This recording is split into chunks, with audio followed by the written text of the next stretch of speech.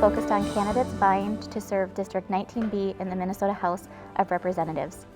My name is Jessica Beyer, President and CEO of Greater Mankato Growth, and I'd like to welcome you. Greater Mankato Growth serves as the Chamber of Commerce and Regional Economic Development organization that serves our area. Greater Mankato Growth strives to serve as a nonpartisan information intermediary between candidates and the voters on issues impacting not only business, but the overall vitality of the region at large. Elections are one of the most important and effective ways citizens can make their voices heard. By providing members as well as the broader community access to this information, part of these candidate forums, we hope to enable them to make informed voting decisions. In addition to this forum, Greater Mankato Growth is hosting a number of other candidate forums throughout September and October. And these are for positions where candidates are seeking federal, state, and local offices. You can view a full lineup of these forums, as well as voting information, as well as candidate profiles, which includes biographical information, as well as questionnaires about the offices that they're seeking at greatermankatoelections.com. Before we begin, I'd like to provide a special thank you to KTV for partnering with us to produce these segments in these forums in their studio. I'd also like to introduce media partner tonight, Ashley Hanley, who's the news director at KTOE. We are fortunate to have Ms. Hanley working with Greater Mankato Growth to moderate this forum focusing on the Minnesota House of Representatives, District 19B. Now on to the forum. Thank you, Jessica. My name is Ashley Hanley, and I'm the news director for KTOE, like Jessica just said. And KTOE, we have different radio stations where we bring you the local news so you can stay with us for all the election coverage of our local candidates here, and including one of those races, which is for Senate Seat 19B. And we have two candidates who are vying for this seat. Luke Frederick, who is here with us tonight, and unfortunately, Jeremy Loger, just a few minutes before this forum was supposed to start, had something come up and unfortunately is not able to be here with us tonight. But we're going to learn all we can about Luke Frederick, who is running on the DFL side of the issues here. And Luke, we'd like to welcome you. How this forum is going to work, we'll give you 3 minutes to introduce yourself, kind of tell us a little bit about you, and then we'll go into asking the questions. That we'll have about 2 minutes or so for you to answer them. And then on Zoom, we'd invite you to ask those questions too. Jessica will be taking those questions and getting them to us too, so we can make sure we learn about all the issues that are important to our voters here in southern Minnesota. So Luke, could you please tell us a little bit more about yourself? Thank you. I want to say, first of all, thank you again for inviting me for this. It's been a great opportunity. I know it's something that I've enjoyed in the past. Again, my name is Luke Frederick. I'm the DFL endorsed candidate for House District 19B. My background is that I grew up in Eagle Lake. I went to school in Mankato and graduated from Loyola High School. And right after high school, I went into AmeriCorps, where I made the decision to do volunteer service for 1 year of my life. And that took me up and down the East Coast doing different service projects, which I tell you what, that'll leave an impact on you. After that, I came back to Mankato and started going to school at MSU. I got a job over at the state hospital in St. Peter, and I became a union member right away. And so my entire adult professional life, including today, I'm still a union member. One of the questions that I've been asked most along this process so far is, what got me interested in politics? Like, what draws somebody to that? And it was really through things that happened at work that I saw that took me up to the state capitol and lobbied up there to try to improve working conditions and do everything I can for my coworkers and everyone else there, that I kind of fell in love with politics. I loved going up to the capitol. I saw what good representation is and what it looks like and how it really can have a positive impact on people. And when I saw that Representative Considine announced his retirement, I thought, you know what?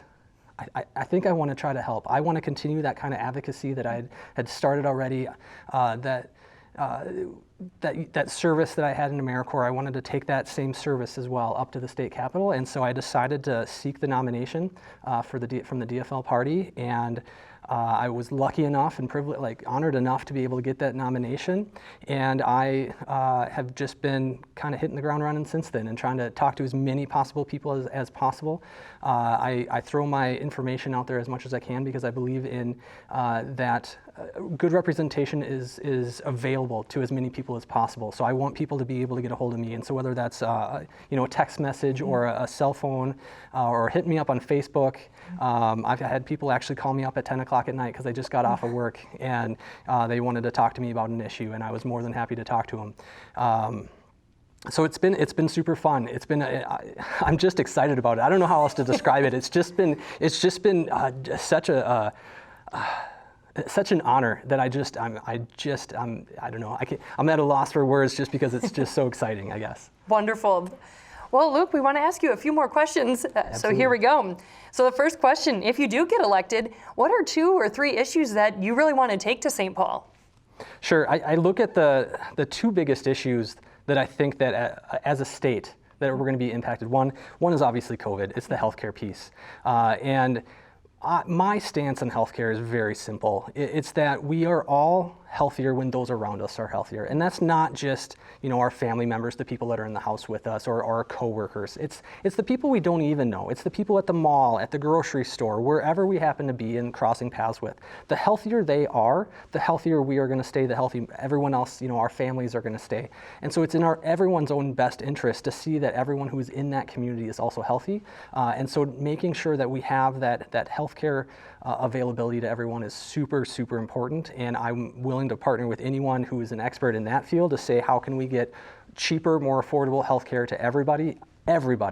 And I think the other piece that I think it's the thing that gets paired with that is the economic impact that this is having.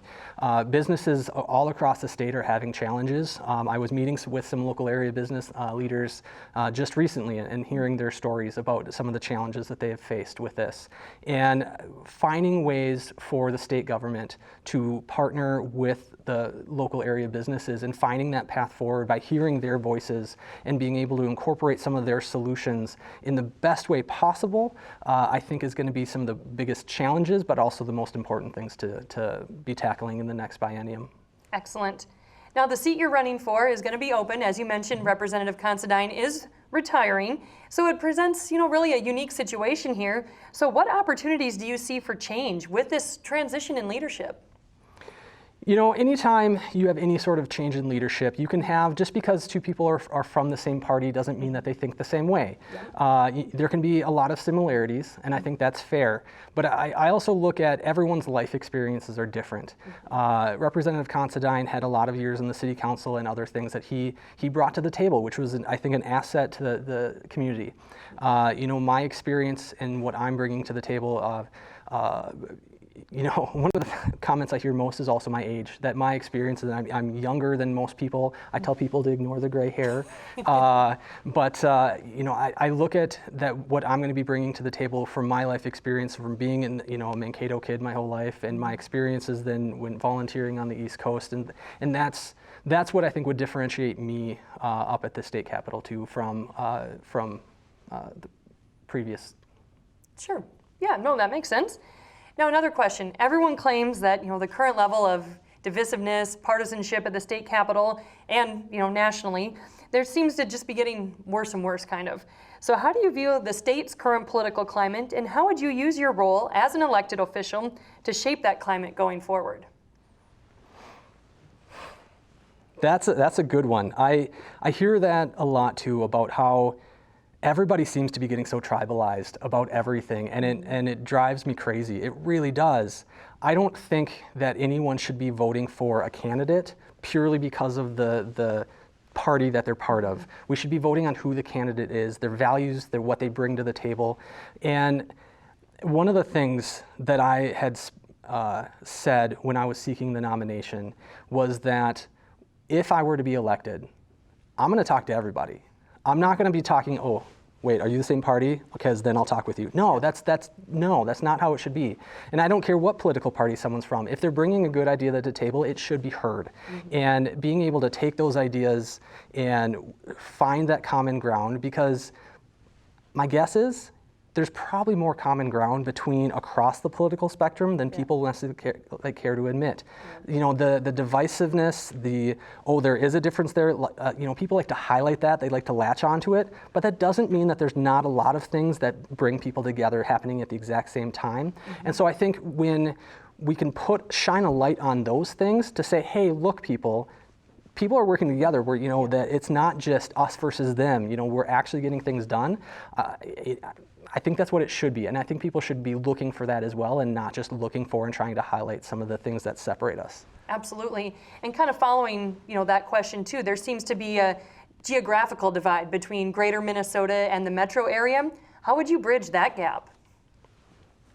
I think that there's a lot across all of the state, whether you're from the metro or whether you're from Greater Minnesota, there's a lot of similarities. There's people in Mankato that need access to better health care. That doesn't mean that doesn't exist up in the cities just because they're living up in the cities. Is there differences? Absolutely, there are. But again, it looks at ways that we can achieve both goals. Because again, it's not about one side getting everything and the other side not. It's not about focusing on purely Greater Minnesota and saying, oh, screw those people up there. I mean, no, it's that comprehensive approach of how can we try to have the greatest positive impact against all citizens within the state. And I think that's how we should look at it, right? Because when you solely look, when groups feel excluded, that's not okay either. So listening to all voices, no matter where they're from, and trying to be as broad as we can with the legislation that gets passed and supporting as many different groups of people as possible, I think that's the best approach to have. Excellent. Now we're going to go and kind of talk a little bit of some business questions. So what is your outlook on how to support this business community during COVID-19? That's a good question. As I said in the intro, one of the things I've been doing is actually trying to meet with as many local business owners as I can, and I've heard some really good ideas. Some of the reoccurring topics that I hear is about taxation and how that can impact, but then there's been some other ideas too that I've listened to and I've heard that I think would be interesting options to explore more. I'm not a business owner. I don't have those same types of experiences, but I'm trying to make up for that by going and hearing them and going and talking to them and seeing what solutions do they think would be helpful.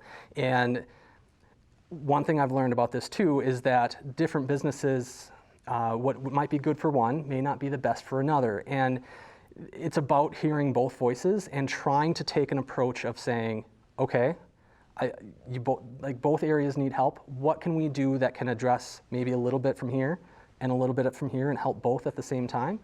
It's probably not going to look like one group is going to get everything that they're asking for, or this other group isn't going to get everything that they're asking for. But maybe we can give this group enough and this group enough and maybe this group over here enough that they all benefit, that they were able to get through the hardships that they're facing right now and being able to keep going and keep building, that they don't have to shut down.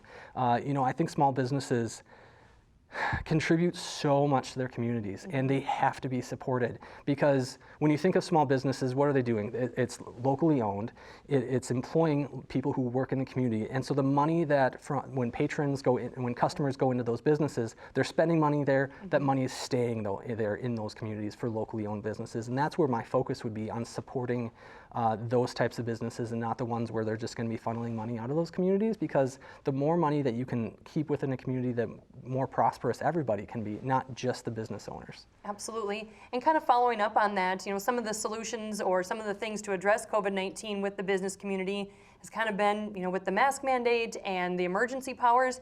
Your thoughts on those? You want to see a divisive topic. It's talking exactly. about masks. That is absolutely one.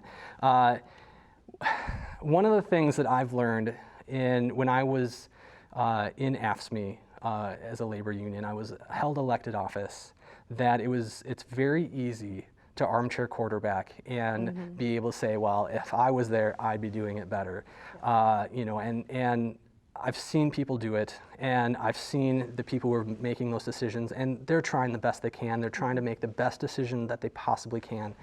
And when it comes to the leadership coming out of the Walz administration, I truly believe that they're doing the best that they can. I am a believer that you lean on the experts. Like when I take my car to a mechanic, I'm going to trust the mechanic and what they're saying. When it comes to a global health pandemic, I'm not an expert when it comes to a global health pandemic, but I'm going to find those experts. I'm going to find those voices. I'm going to listen to them, and I'm going to follow their advice.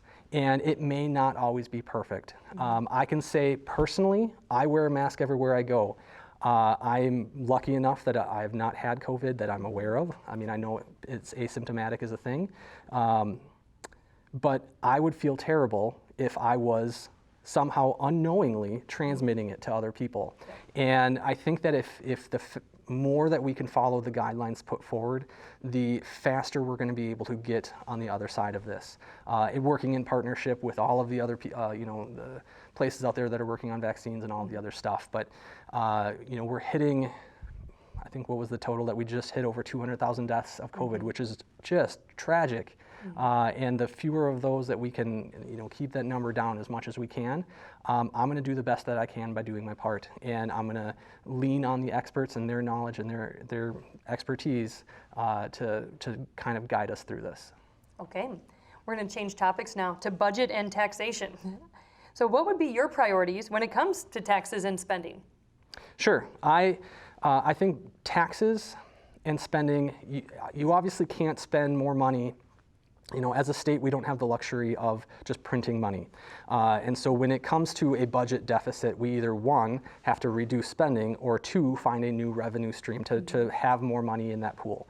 And I think that the solution should not be, oh, let's just cut, right? Because when you talk about state services that are getting cut, those have a big impact on people.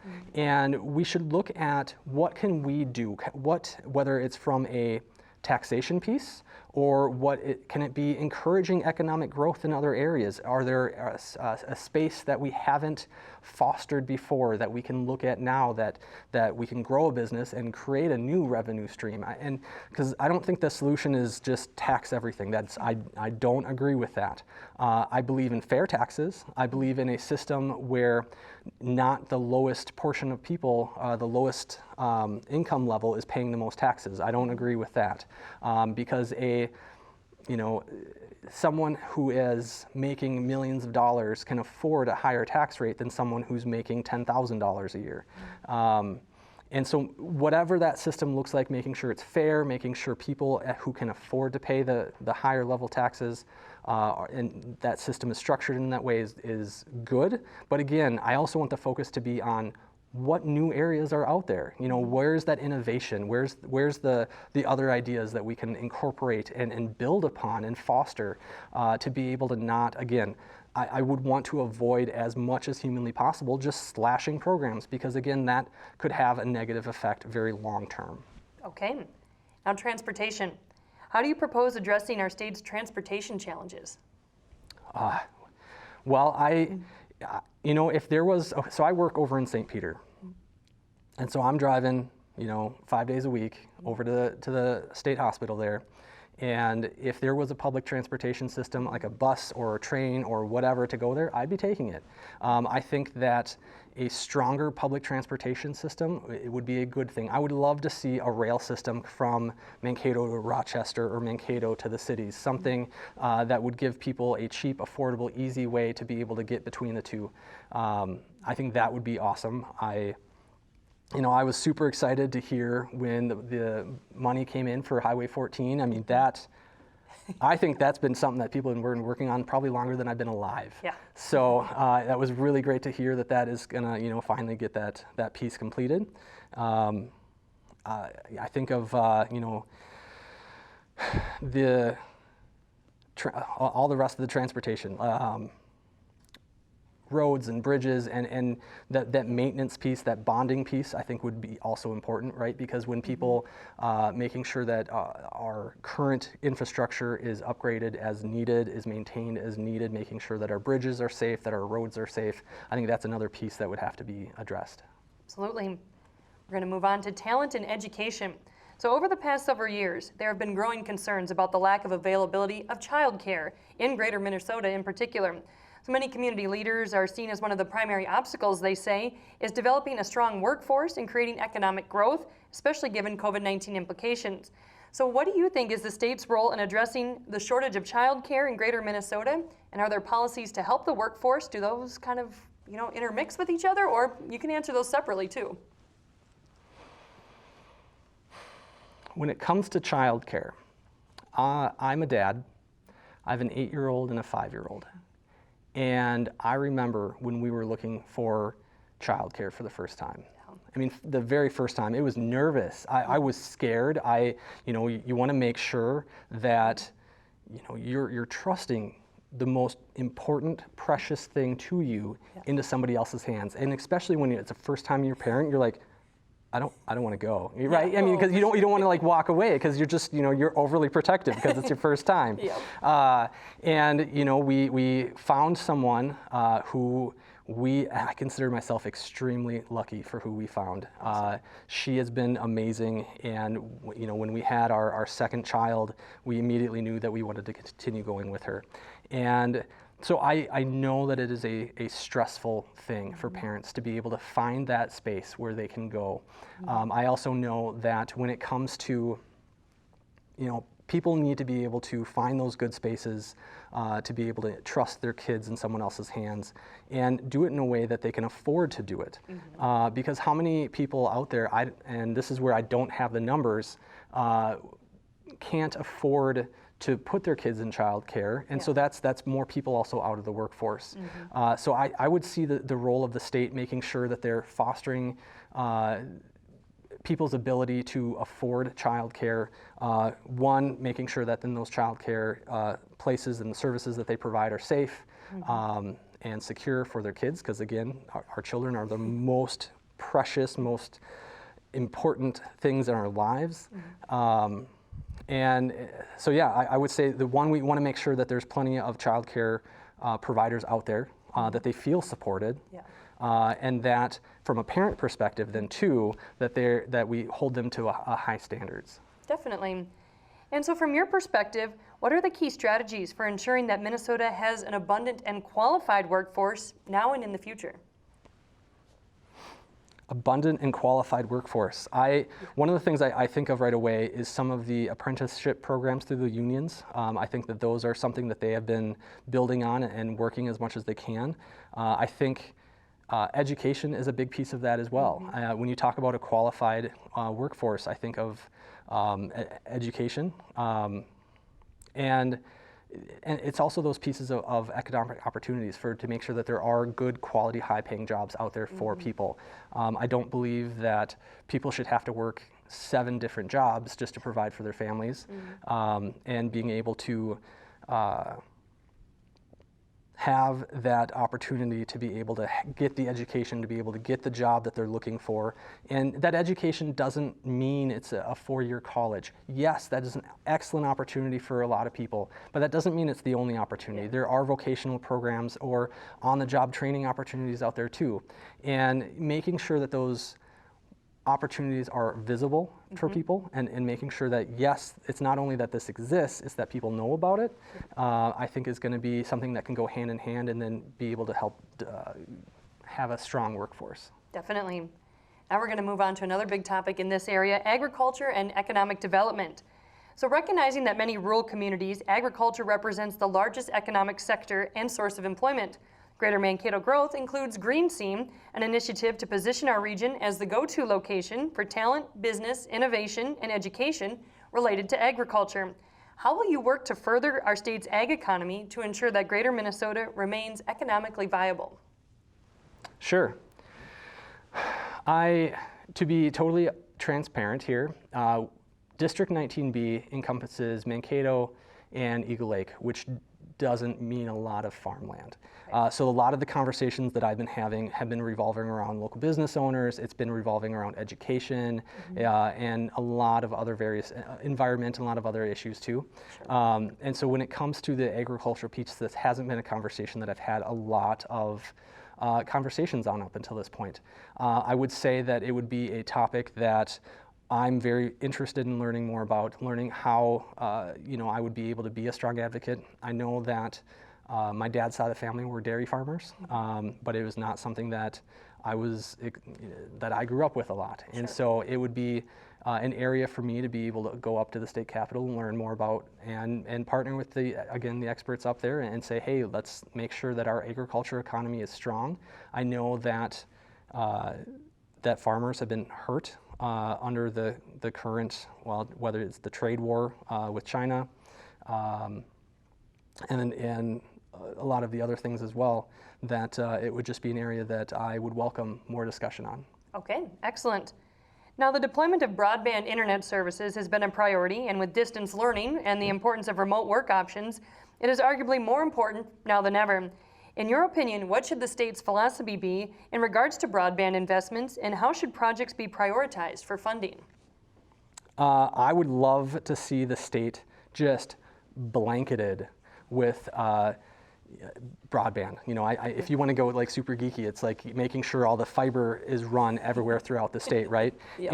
And to get all of those, not just the communities, but the rural communities as well, the farms, the everywhere, making sure that we have that data infrastructure everywhere, I think is incredibly important. And that's been a topic of conversation for years, making sure that that kind of infrastructure is being put in place. And you know, you go back a year, 2, 3, 5, when some of those conversations were taking place. Nobody was thinking about it in context of, oh, there's going to be a global health pandemic where everyone's going to have to learn from home. Yeah. It was needed then. There's a big spotlight on it now saying, we should have done this years ago. Yeah. So I would absolutely be in favor of, the terminology that comes to mind is literally blanketing the entire state with fiber optic cables to be able to provide every single corner of the state to every single resident, citizen, or every resident of the state with the opportunity to have that high-speed quality internet access, because right now that also means education.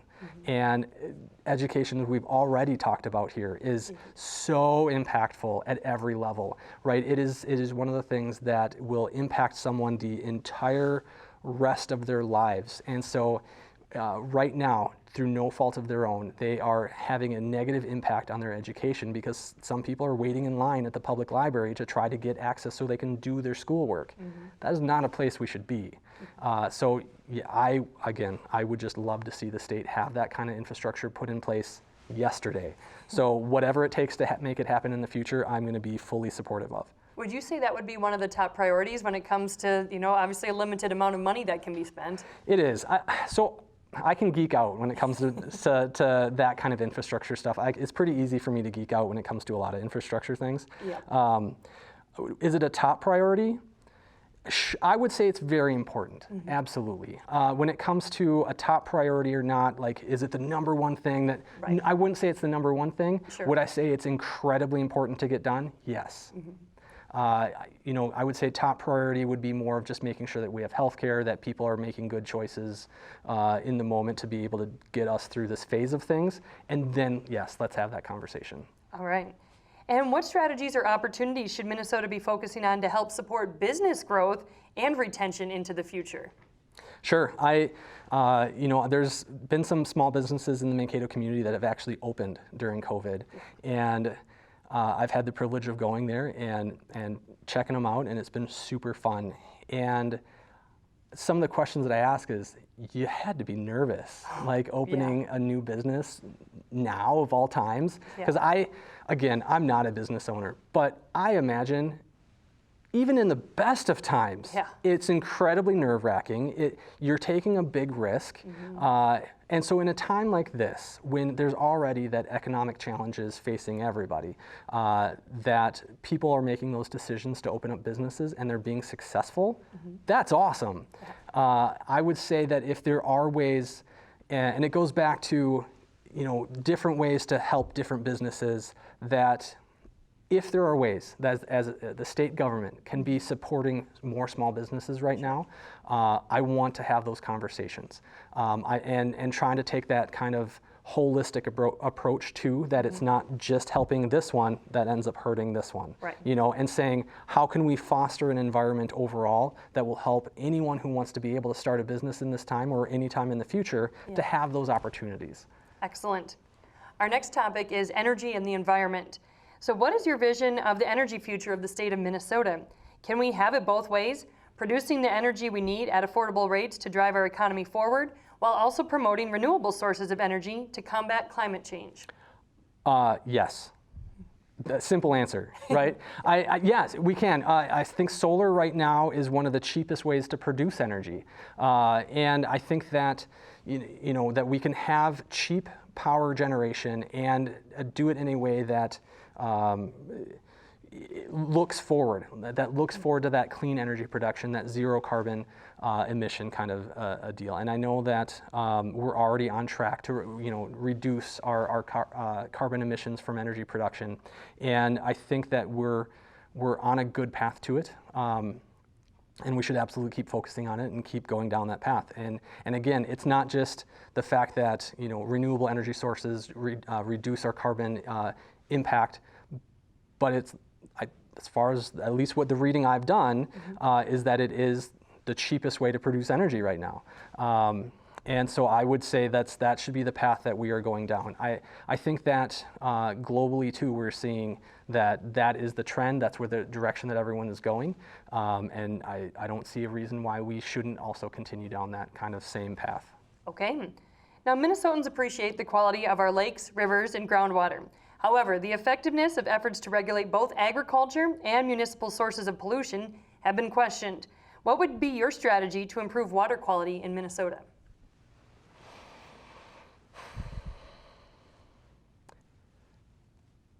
I know that anytime anybody goes to a public lake or pond or creek or anything, that they want to be able to have a good experience, and we want to make sure that I think the battle with the zebra mussels has been going on for I don't even know how many years.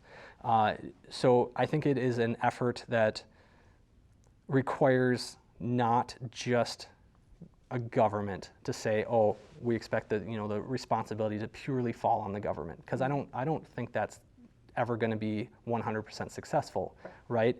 That it takes the commitment of all of everyone in the state to say, hey, we care about this. We have to work together to be able to make sure that our water sources stay clean. Just going back to when you're pulling your boat off the water, you always see the billboards and the signs saying check for zebra mussels or whatever else. And that's, the state is never going to be able to have someone from the DNR at every, checking everybody's boat along the way. That's not realistic. Right. So again, if we can have everyone do their part to make sure that they can keep as clean of a drinking water or clean water sources as possible, I think that's key. I do think inspectors and regulation plays its role, absolutely too. We want to make sure that all citizens in the state, that when you're pouring yourself a glass of water, that it's clean, it's safe. We shouldn't ever be in a position where I don't know, it wasn't filtered, is this safe to drink right now? Yeah. That's not a spot anyone wants to be in. Right. And that's where the government that government piece comes in of just doing those checks and audits and hopefully be able to provide that peace of mind. All right. So our final section talks about a little more personal questions. Partnerships, they're increasingly important across all sectors. Your thoughts on those partnerships that you can create? That's incredibly broad. Yeah.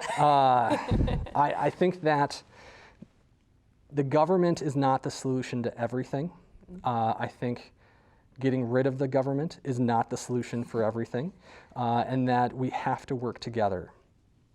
I want anyone out there that has, we're talking about businesses and partnerships, right? Anyone that has an idea that says, hey, this is a good idea, I think it will benefit my community by doing X, Y, or Z. Yep. Cool, all right. How can we make sure that those people have those opportunities?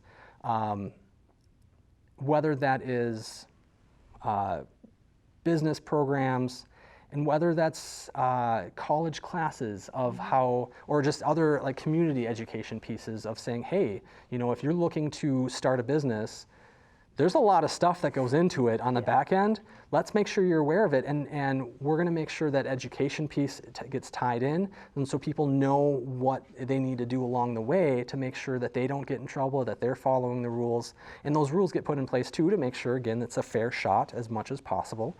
And I think it all kind of ties in together. Not that any of that's going to be like a guarantee that someone in a business sector is going to be automatically successful, but it's it's setting the stage for them to have a fair shot at it. That I think could be, and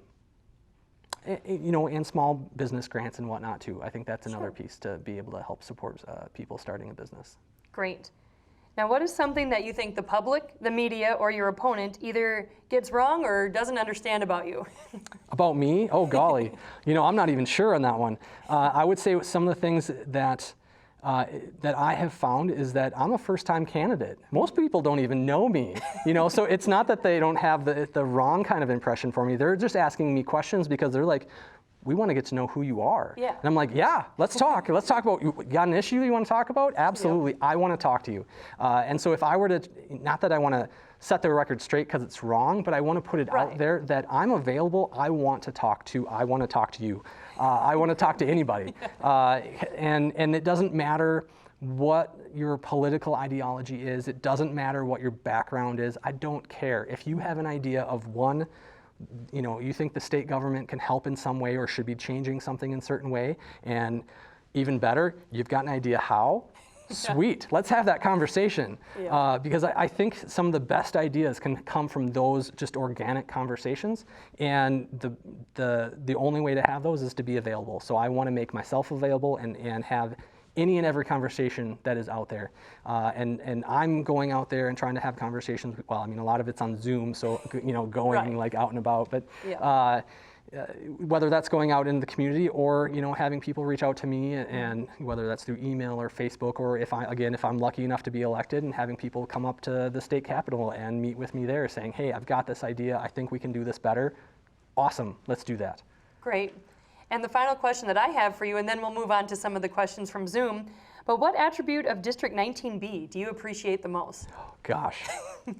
Oh, that's okay. No, because there's so much about this community that has kept me here. I went out to the East Coast. I loved my time there, but I came back here, and there's not.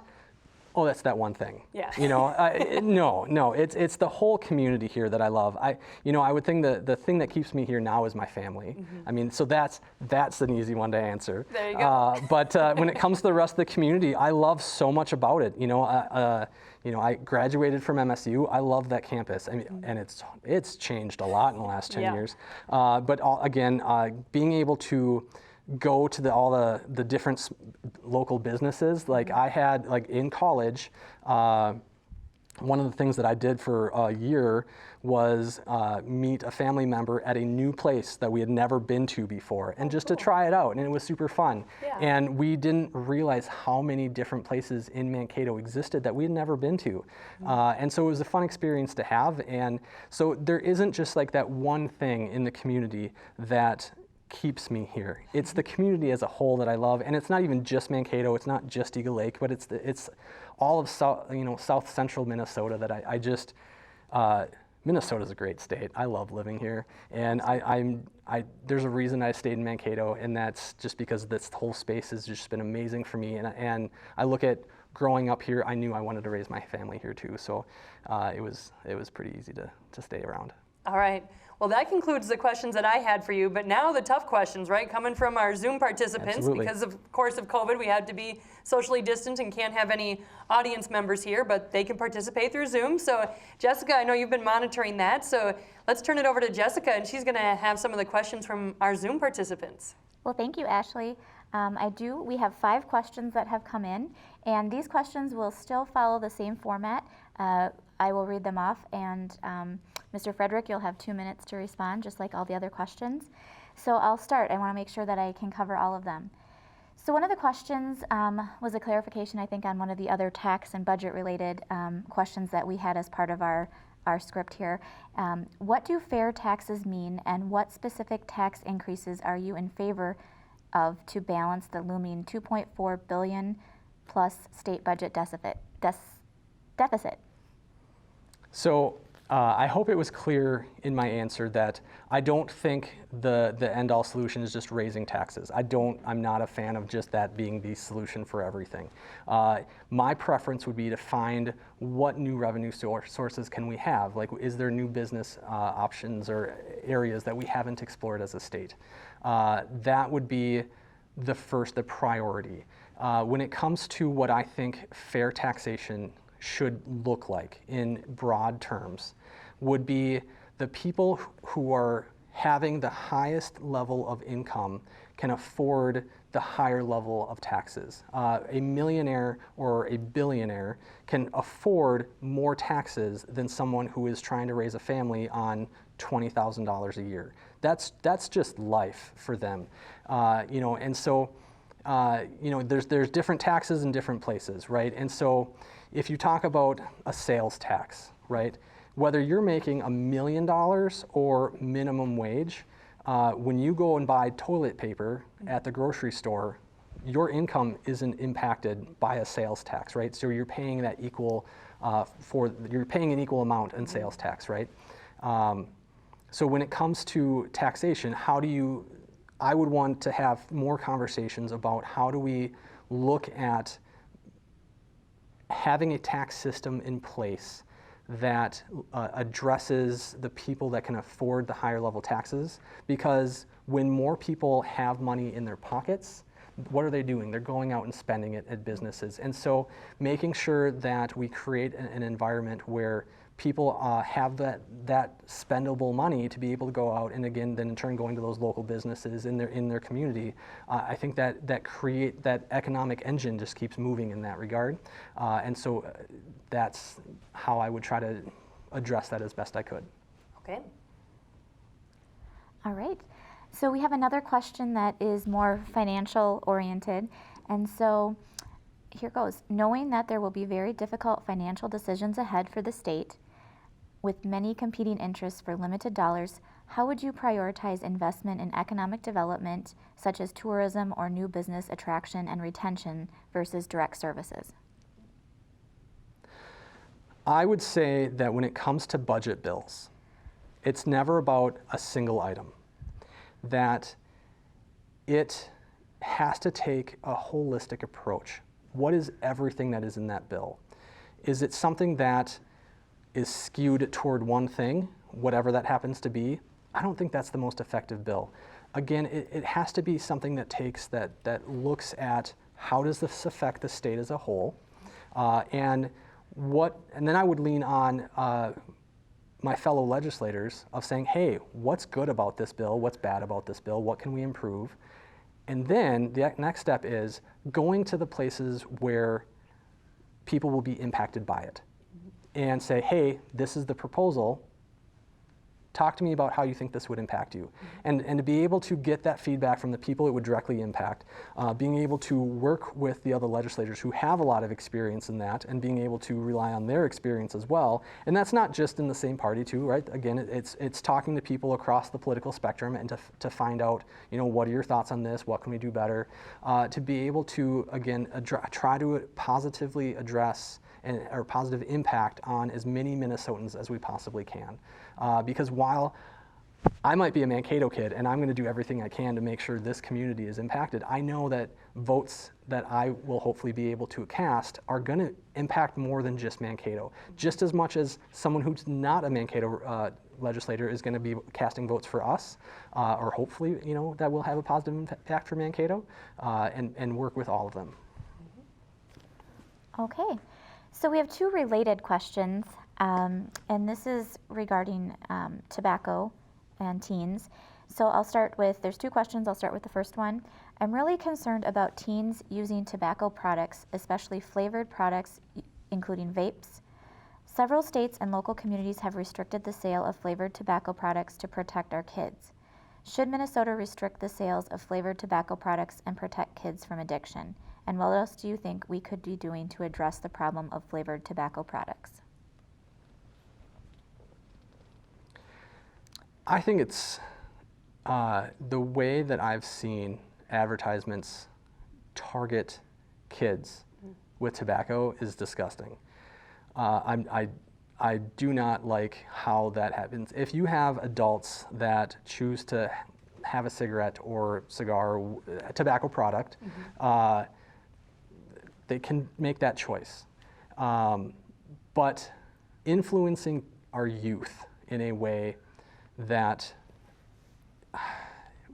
will have long-lasting health impacts on them, it's not okay. And I was just having a conversation about this the other day, and they were the people I was having the conversation with were talking about all these different flavors of e-cigarettes. And I kind of sat there, and I probably just had this kind of dumbfounded look on my face, because I didn't even understand at the time that the words that they were using were actually flavors for these e-cigarettes. It was the craziest things. And I'm like, it was just obvious by their names that they're not targeting an adult consenting population. They are targeting kids by fun flavors. And And I think that we need to make sure that that is better regulated, or if not, I'm not going to claim to know what the perfect solution is. I can say that I'm not a fan of predatory practices that target kids in a way that's going to have a negative impact on them. Okay. Well, and so this next question is related, and it kind of puts more of a financial component to it. So Minnesota is losing resources to prevent youth tobacco use. At the same time, youth tobacco rates have skyrocketed due to vaping. This is a huge health concern for this person. Minnesota takes in a lot of tobacco revenue but spends very little on prevention. The question is, should Minnesota invest more to prevent youth smoking and vaping? Sure. I mean, there's a lot of different ways when you talk about taxation, right? And there's obviously taxes that get applied to tobacco products. But there's taxes that get applied to a lot of different things. And where does that tax money go? Does it just go into the general fund, or does it go to a targeted source? And so part of the conversation that I had recently was talking about the taxation that goes from tobacco products, whether or not that should go to tobacco education, to like youth education, to have them, make fully informed decisions that if they're going to be, going this, you're using tobacco products, that this could be an effect. Or it could also be into like a treatment kind of thing to help with addiction. And I think that there is value in that. It would be something that I walked away from that conversation, and I wanted to have more conversation about it. Because I agree that we should be supporting people who have a nicotine or a tobacco addiction, and being able to get them resources they need to be able to move past the addiction.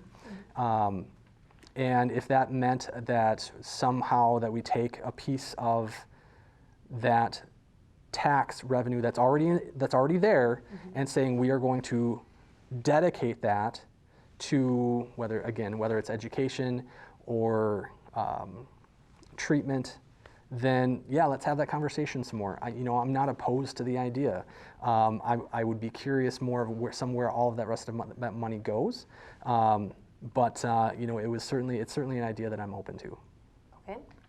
Okay, last question that I have via Zoom, and it ties to some things that were brought up before. But how will you work with all representatives at the state capitol? And so just to clarify that, a person wanted to touch on that another time. Sure.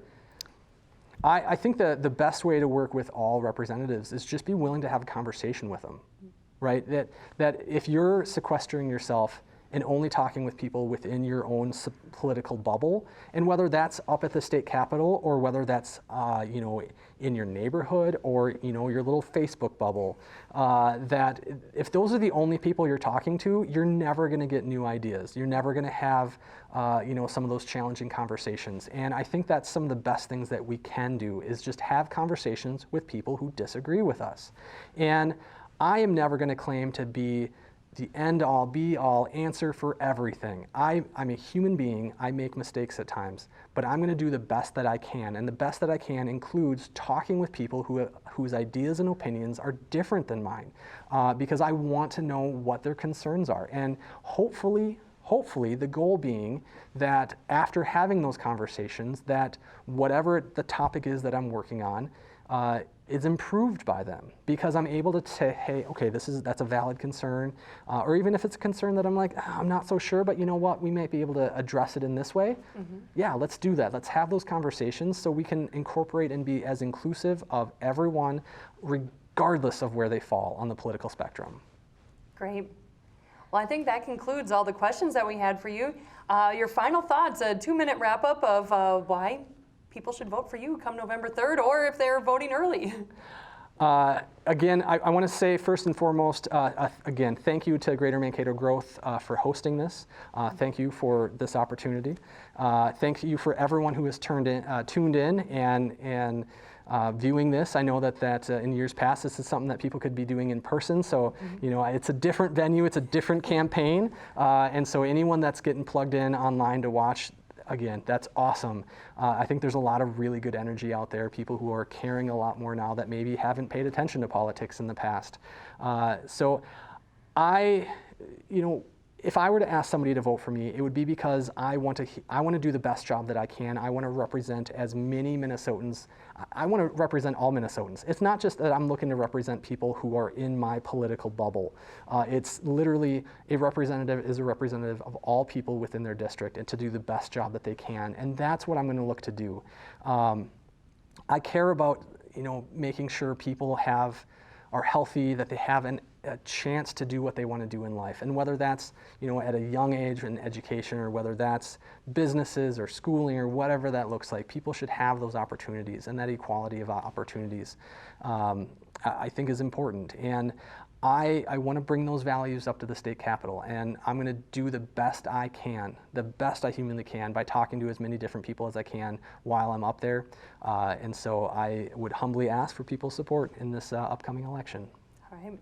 Well, thank you so much to Mr. Frederick for joining us. And again, his opponent, Mr. Loger, couldn't be here. He was scheduled to, but right before the debate, something happened, so he unfortunately wasn't able to be here. But if you want more information on all of our local candidates, head to greatermankatoelections.com, and GMG has all those resources on our candidates here. So thank you for joining us. And on behalf of Greater Mankato Growth, I would just like to thank everyone for joining us and for the candidates, and also again to KTV and to Ashley Hanley, one of our media partners who is helping us for this forum. So with that, thank you for your participation, and as Ashley said, please go to greatermankatoelections.com for more information on upcoming forums, as well as to watch for when this will be played back. Thank you everyone for your participation.